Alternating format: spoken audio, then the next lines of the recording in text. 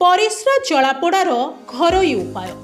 बंधुगण, आम शरीर में केतेबेले कौन रोग होता है ताहा जानी हुए नहीं, किंतु धीरे धीरे आमको किछि बड़ रोग हेबा आगरु सेही रोगर लक्षण देखा जाई थाए।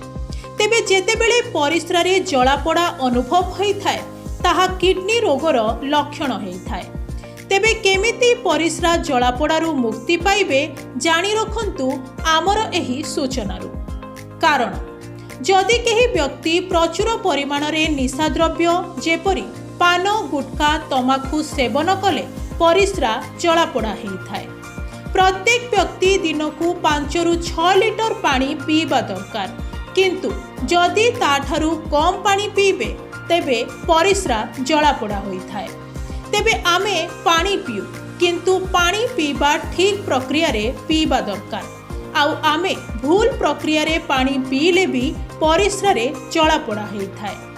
किडनी रे स्टोन हेले भी परिस्रा जलापोड़ा होता है। जेतेबेले किडनी रे थिबा स्टोन घर्षण जोगु किडनी भीतर अंश रंजी हो जाए और परिस्रा जलापोड़ा होता है। लक्षण परिस्रा बेले बहुत जलापोड़ा अनुभव हेबा, परिस्रा क्लियर न हेबा, रही रही हेबा, असहज मने हेबा। कारण परिस्रा ठीक रे न हेले आपनकु सब बेले लागिबो कि परिस्रा आहुरी रहिछि। परिस्रा बेले बहुत जंत्रणा होइथाय। चिकित्सा परिस्रा जलापोड़ारू मुक्ति पाइबा पाई हेले प्रतिदिन अधिकरू अधिक पानी पीवा दरकार। जेपरि दिनकू 5 ରୁ 6 लिटर पानी सकाळू राति भितरे पीवा दरकार। आउ मने रखिबे पानी पीला बेले ठीक रे बसिकी धीरे धीरे पानी पीबे। आउ सबु बेले सिप सिप करी पानी पीवा दरकार एवं नोटा बा ग्लास रे पानी पीवा उचित। तेबे आमे जेते गुड़िए कारण आपनकु जणाइछु से सबुकु एडांतु नाही।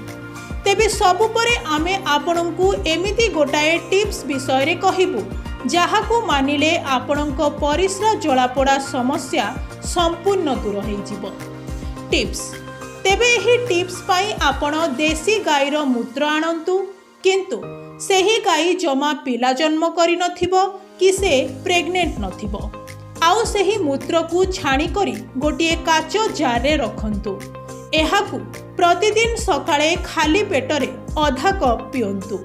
तेबे एही मूत्र को आपण 10 ରୁ 12 वर्ष जाए रखि परिबे।